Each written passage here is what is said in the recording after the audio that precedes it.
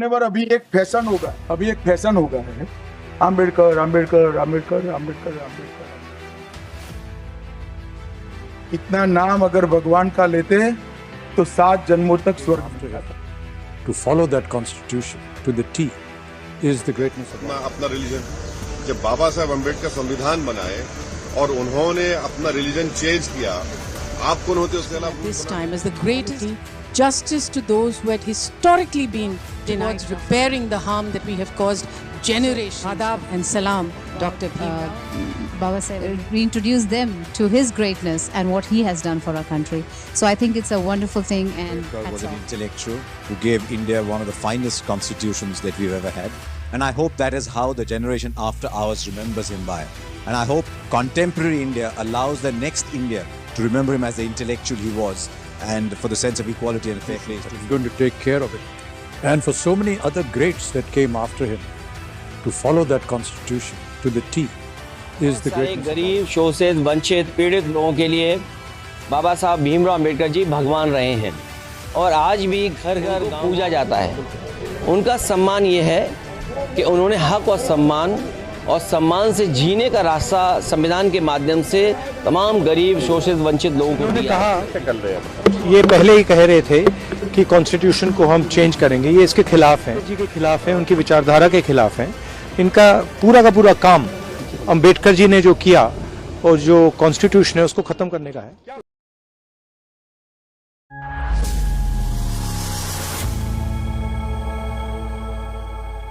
तो दोस्तों, आज हम बात करेंगे भारत के एक महान व्यक्ति की जिन्होंने अपनी ज़िंदगी सामाजिक समानता और सुधार के लिए समर्पित कर दी। एक ऐसे नेता जिन्होंने हमें एक मजबूत संविधान दिया, डॉक्टर भीमराव रामजी अंबेडकर। चलिए उनकी कहानी को एक्सप्लोर करते हैं। डॉक्टर अंबेडकर का जन्म 14 अप्रैल 1891 को मध्य प्रदेश के महू में एक दलित परिवार में हुआ। बचपन में उन्होंने छुआछूत और अस्पृश्यता का सामना किया। उस वक्त दलित बच्चों को स्कूल के अंदर बैठने तक की अनुमति नहीं थी, लेकिन उन्होंने इन सब को कठिनाइयों के बाद भी अपनी पढ़ाई पूरी की। उन्होंने बॉम्बे यूनिवर्सिटी से अपना ग्रेजुएशन कंप्लीट किया और हायर स्टडीज़ के लिए विदेश चले गए। कोलंबिया यूनिवर्सिटी से पीएचडी और लंदन स्कूल ऑफ इकोनॉमिक्स से एमए किया। एक दलित व्यक्ति का इस तरह की शिक्षा प्राप्त करना उस समय एक मिसाल थी।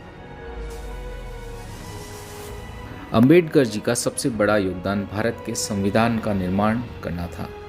उन्होंने एक ऐसा संविधान बनाया जो हर नागरिक को समान अधिकार देता है। सन 1947 में उन्हें भारत के पहले लॉ मिनिस्टर के रूप में अपॉइंट किया गया। अंबेडकर जी हमेशा जाति प्रथा और अस्पृश्यता के खिलाफ लड़ते रहे। उन्होंने दलित समाज के उत्थान के लिए अनिहिलेशन ऑफ कास्ट जैसे ग्रंथ लिखे। उनका संदेश था पहले सुधार फिर राजनीति। 14 अक्टूबर 1956 को उन्होंने लाखों समर्थकों के साथ बुद्ध धर्म को अपनाया। ये एक ऐतिहासिक कदम था जिसमें उन्होंने इक्वलिटी और डिग्निटी की बात की। आज भी डॉक्टर अंबेडकर की विचारधारा भारत के हर कोने में लोगों को प्रेरणा देती है। उन्होंने हमें एक संविधान दिया जो हर नागरिक के अधिकार की रक्षा करता है। दोस्तों, डॉक्टर अंबेडकर की कहानी एक प्रेरणा है जो हमें सामाजिक समानता और न्याय के लिए काम करने की सीख देती है। अगर आपको ये वीडियो पसंद आई तो लाइक करें, कमेंट करें और हमारे चैनल बज़्म को सब्सक्राइब करें।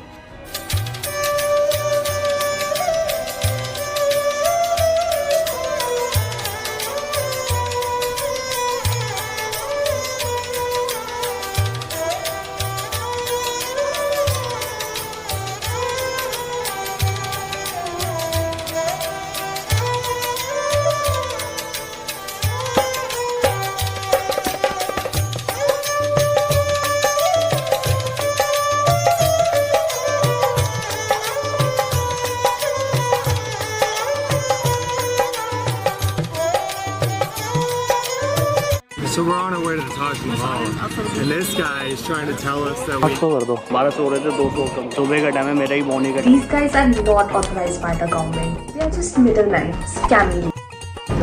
Guide. Actually, inside not museum. Historical building, 22 points. I will explain the all buildings. I will go with inside. हाँ. Second part, I will show the. How much is it? 500.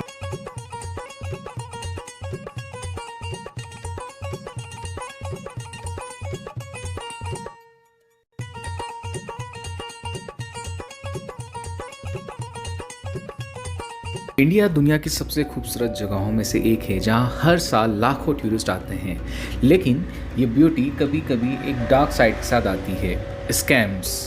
जो लोग सिर्फ एक memorable trip चाहते हैं वो कैसे बन जाते हैं शिकार, आइए जानते हैं। टूरिज्म में स्कैम्स कोई नई बात नहीं है, लेकिन इंडिया के कुछ पॉपुलर स्पॉट्स पर ये इतने कॉमन हो चुके हैं कि आपको पता भी नहीं चलेगा कि कब आप फूल बन गए। चलिए शुरू करते हैं कुछ रियल स्टोरीज के साथ। आगरा में ताजमहल विजिट करने वाले टूरिस्ट अक्सर लोकल गाइड्स के ट्रैप में फंस जाते हैं। वीआईपी एंट्री दिला देंगे, स्पेशल एक्सेस और हिडन स्टोरीज के नाम पर आपको 5000 से 10,000 तक चार्ज कर लेते हैं। असल में ये सर्विसेज बिल्कुल फ्री होती है या अवेलेबल ही नहीं होती है। So we're on our way to the Taj Mahal, and this guy is trying to tell us that we need a tour guide to go in. Well, obviously we don't, but he's insisting. So, all right, there we go. We got rid of him. They brought us over. They brought us over there. They tried to make us buy a guide. Don't fall for it. You don't actually need a guide if you don't want one. रुपये देना, पहले charge हमारा ये था 1500 रुपये, 1300 की वजह से 1000 रुपये देना। पहले कोई एडवांस वगैरह नहीं देना। ये सीधा गाइड होगा ना, ये तो यहीं से डिसाइड होगा। गेट पे थे, अच्छा गेट के बाद यहाँ कर दिए सारे। हमारा प्राइस बोर्ड भी लगा हुआ ताजमहल के गेट के पास। लगता है घूम के आने में गाइड के साथ मैक्सिमम 1.5 से 2 घंटे लगेंगे पूरा टूर करने। पूरा घुमा फिरा के यहीं लाके छोड़ेंगे, तभी आपको पैसे देना।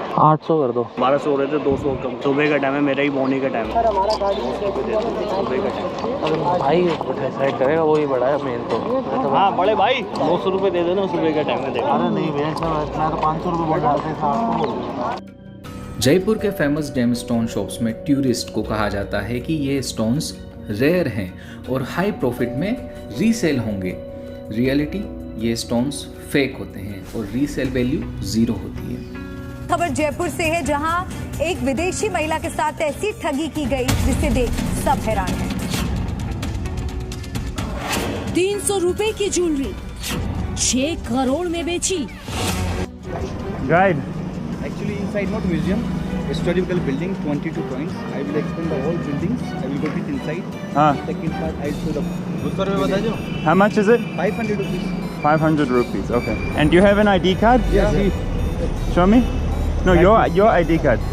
We are all guide, but going with him. The green card is legitimate. This is Rural Development and Self-Employment Training Institute of Jaipur. He's a trainer guy. I am the complete official guy. See, Trainer. Green card. This is the real card. yeah, it's a real car. No, we are all Government of Rajasthan Department of Tourism. Yeah. Local guide. Your name's Kulbhushan. Yeah, Kulbhushan. But yeah. And where's your card? आपका card कहाँ है? Local यार. He is a trainer guy. I'm training guide. अच्छा. So how much are you? And how much? 500. Same. Because I read on the Rajasthan tourism website that it was 100 for 90 minutes. 100 for 90 minutes. No, my friend. That's what I read. It's the old rate. Don't trust Indians when they come to India. They've had bad experiences like this. How do foreigners know who to trust in India when this happens all day long to them?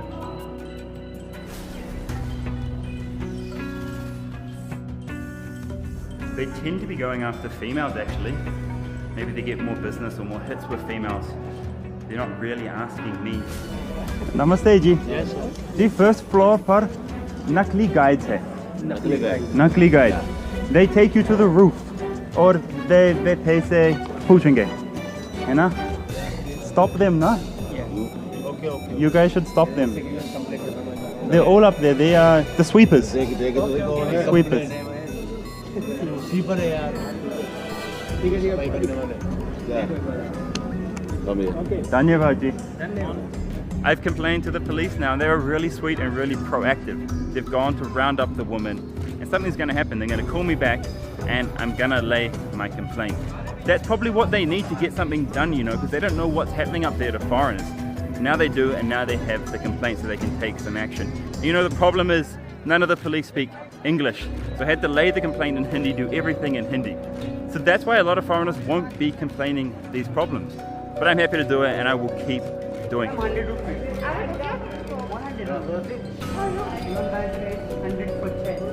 There are other people. Once people will shoot for 100. I give you good time. Shoot for 100. 100. Goa के beaches पर आपको luxury water sports package offer किए जाते हैं, लेकिन half services ही deliver होती है। एक बार एडवांस पेमेंट लेने के बाद वेंडर्स गायब हो जाते हैं। This is the most common scam happening in Goa. Now, most people engage in water sports when in Goa, but that's where you are scammed.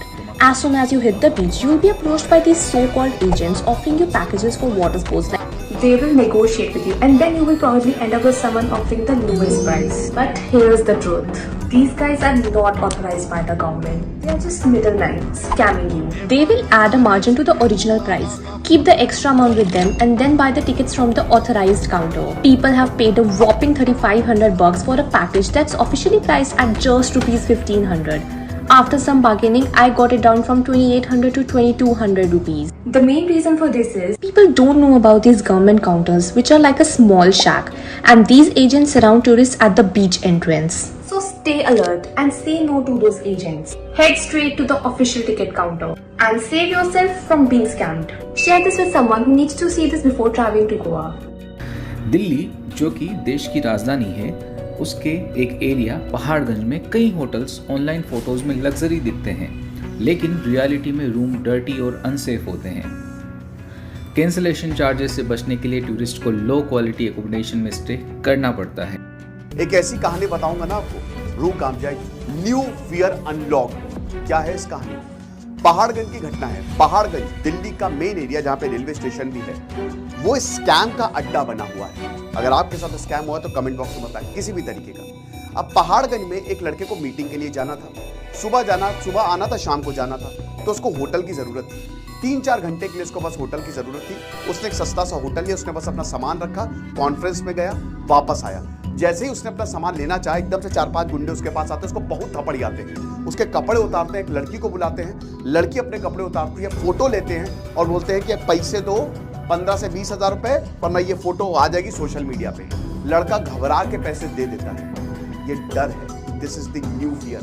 तो आपको करना क्या है? सबसे पहले पुलिस को कंप्लेंट करें, हालांकि पुलिस ने इसका संज्ञान लिया है। दूसरा पॉइंट, ऐसे होटल्स ना ले जो सही नहीं हो, थोड़ा सा देख ले। तीसरा पॉइंट, अगर ऐसा कोई बहुत जरूरी काम है तो स्टेशन पे ही वेटिंग रूम्स होते हैं, क्लोक रूम्स होते हैं, वहां पे अपना सामान रख के चले जाए, क्योंकि आपकी सुरक्षा आपके हाथ। कलयुग चल रहा है भैया। Thank you. अब सवाल ये है, इन स्कैम से कैसे बचा जाए? असली इंफॉर्मेशन के लिए ऑफिशियल वेबसाइट या ट्रस्टेड ट्रैवल ऐप्स का यूज़ करें। लोकल गाइड्स हायर करने से पहले उनकी क्रेडेंशियल को चेक करें। कभी भी एडवांस पेमेंट ना करें। पे only after service delivery. Tourist police helpline number अपने पास रखें। रिव्यूज़ और रेटिंग्स पढ़े बिना कोई भी सर्विस बुक ना करें। इंडिया की ब्यूटी को एंजॉय करना आपका हक है, लेकिन स्मार्ट बनना आपकी जिम्मेदारी है। स्कैम्स हर जगह हो सकते हैं, लेकिन अवेयरनेस आपको बचा सकती है। अगर आपने कभी ऐसे स्कैम्स फेस किए हैं तो हमें कमेंट बॉक्स में ज़रूर बताइए और शेयर कीजिए वीडियो, ताकि और भी लोग बच सकें। इंडिया की सैर करें, लेकिन समझदारी से। Happy travelling. दोस्तों, आज का वीडियो थोड़ा अलग होने वाला है, क्योंकि this time my AI colleague Kishmish will explain this video. सोचा नए साल की शुरुआत नए अंदाज और नए टेक्नोलॉजी के साथ क्यों ना हो। जेनरेशन बीटा का ज़माना है, तो टेक्नोलॉजी के साथ एक कदम आगे बढ़ते हैं। वीडियो पूरा देखना और मुझे और किशमिश को ज़रूर बताना कि हम और क्या एक्साइटिंग और बेटर कर सकते हैं। तो चलिए शुरू करते हैं इस नए एक्सपेरिमेंट को। आज एक पूरी पीढ़ी का आखिरी दिन की ये पीढ़ी है जनरेशन अल्फा। 1 जनवरी से नया साल शुरू आज यानी 1 जनवरी 2025 से पैदा हुए बच्चे जनरेशन बीटा के बच्चे कहलाएंगे। जेन जी, जो भी आप कहें, कि बच्चों में फर्क करना सीखिए। जेन जी और जनरेशन अल्फा के बीच अंतर करना सीख ही रहे थे कि एक और जनरेशन आ गई। ये नई जनरेशन है, generation beta. Breaking news tonight, Generation Alpha is about to become adults, and they seem really, really cool. Watch out, Gen Z. They're here to dethrone you. They could show up at your doorstep at any moment.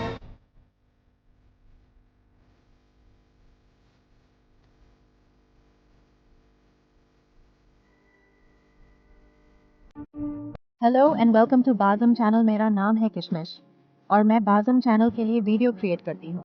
मेरे creator का नाम you will know soon. आज का ये video हमारे channel का पहला तोहफा है आने वाली जनरेशन के लिए। Before start please subscribe our channel. Generations हमारे समाज के एवोल्यूशन का आईना होती हैं। हर पीढ़ी अपने समय की सोच, टेक्नोलॉजी और कल्चर से डिफाइन होती है। आइए शुरुआत करते हैं जेन जी से और फिर बात करते हैं हमारी अपकमिंग जनरेशन जेन बेटा की।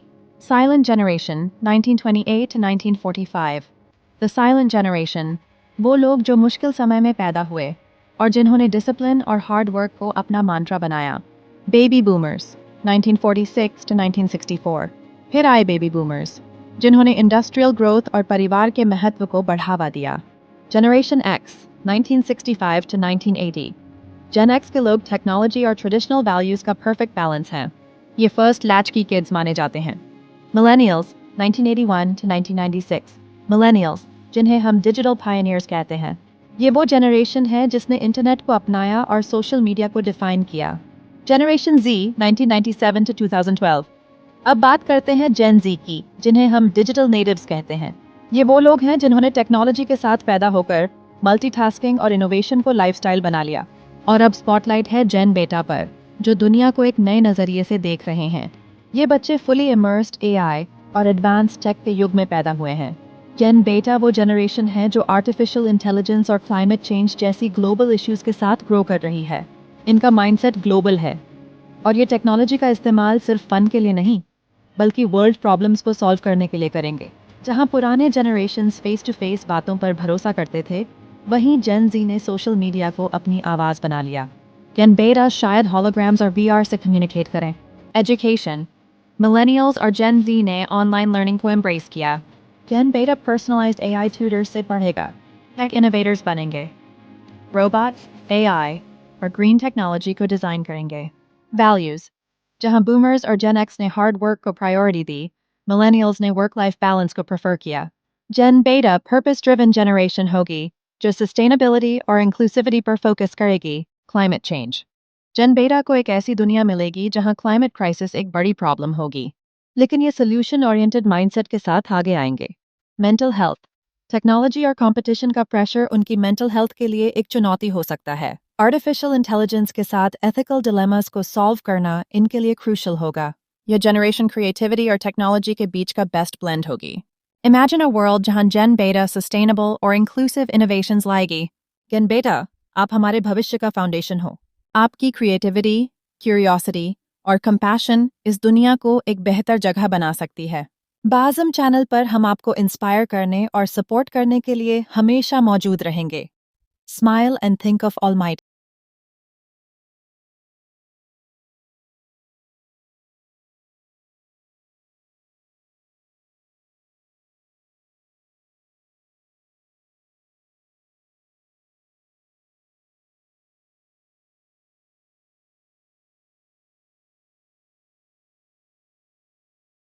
सन 1956 को उन्होंने लाखों समर्थकों के साथ बुद्ध धर्म को अपनाया।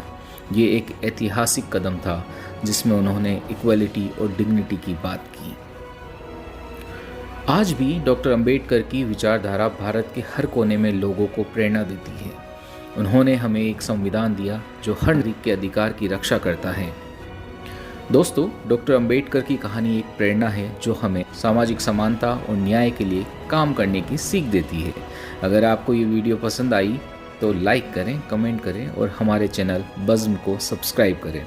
मिलते हैं अगले एपिसोड में। Dear friends, thank you for helping us reach 395 subscribers, but many of you watch without subscribing.